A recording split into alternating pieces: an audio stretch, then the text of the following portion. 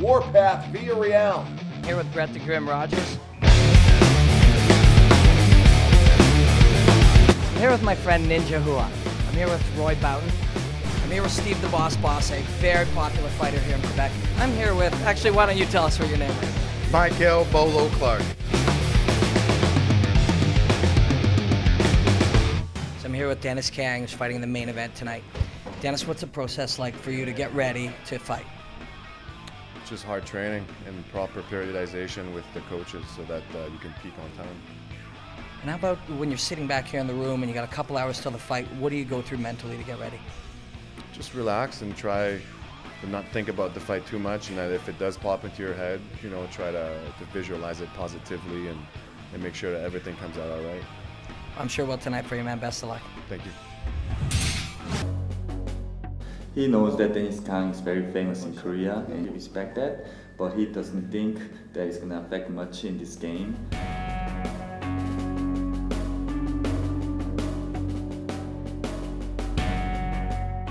It's great to be back in front of my fans, you know. It's good that I don't have to travel and you know, it's, I can eat my own food and it just makes me feel a little bit more at home.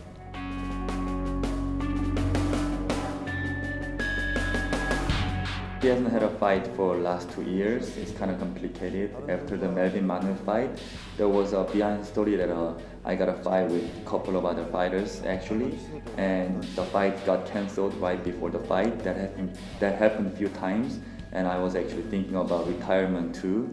And I'm lucky that I got this fight from W-1 again, and I'm just gonna do my best.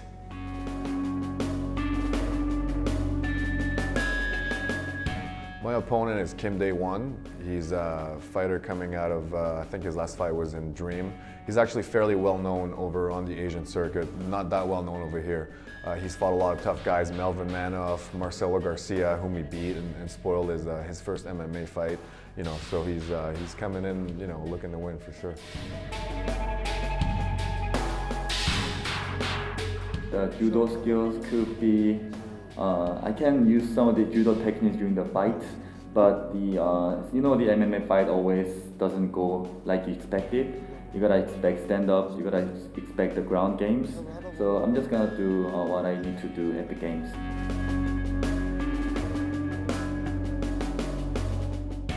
I think with him, I'm definitely going to be the more well-rounded fighter. You know, he's primarily a judo fighter. He likes to clinch and get the takedown. I think that I have much better striking than he does, and I can also fight off the bottom and better jiu-jitsu as well. I'm just, I think, more skilled overall.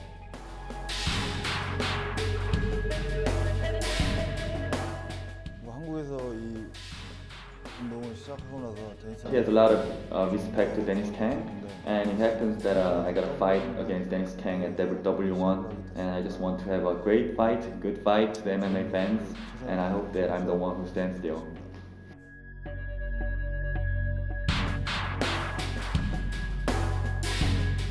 Kim Dae-won, you probably won't understand anything I say to you anyway since you don't speak English, so let's just get it on, and I'm knocking you out.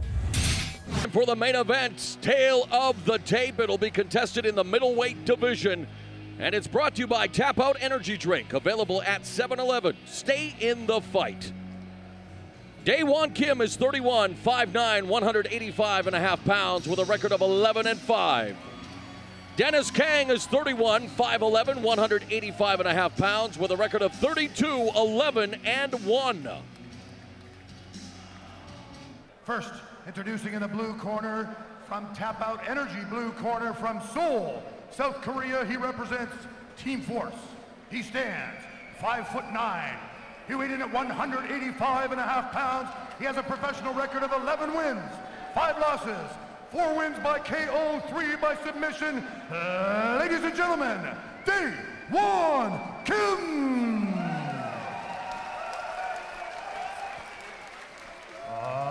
And his opponent in the Tap Out Energy red corner, representing Montreal, Quebec, Canada.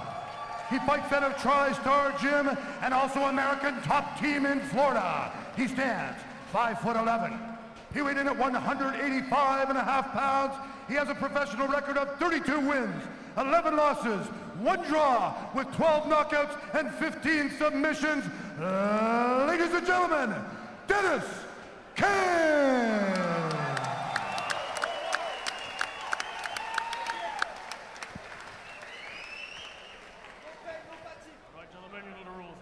Good, clean fight. Obey my guns all the time. Take ourselves all the time. Fight fair, fight fast, fight hard. Just like that. We are set for the main event. W-1 MMA and the Score Fighting Series middleweight action between Canada's Dennis Kang and South Korea's W-1 Kim. Referee is Marc-Andre Cote. Little known fact that back in 2003 when I was hired to be the play-by-play announcer, and Kang right away launches a right hand on Kim, bringing him to the canvas immediately from the get-go. And Kim now trying to control Dennis Kang. I was going to say that Dennis Kang was very instrumental in helping me prepare for my journey with Pride Fighting Championships. Will always be eternally grateful to not only him, and also David Schulten, but Kang, who is 6-1 in Pride Fighting Championships, 10-0-1 in Spirit MC, and of course, recently in the UFC where he went 1-2. Still one of the very best fighters that Canada has ever produced, and off to a great start here tonight. Yeah, I was going to mention that Dennis is not taking this fight lightly for a number of reasons. It's his rebound fight after losing to Michael Bisping in the UFC, but also there's some Korean bragging rights here. Dennis has been Captain Korea, running roughshod over the Spirit MC organization with win after win after win. I'm sure he doesn't want to lose to a Korean contender, and this is also Dennis's house. This is a fight in his backyard in front of his own people. He does not want to get defeated here. The 6 wins in Pride included a 15-second destruction of Murillo Ninja Hua. In fact, his only loss was via split decision to Kazuo Masaki in the final of the 183-pound Pride Grand Prix, a fight in which he was injured earlier in the night as he continues to feed left hands to W-1 Kim. And if he can escape the half guard again, has that head and arm choke ready. Yeah, if you ever doubt the toughness of Dennis Kang, I've had a torn bicep myself.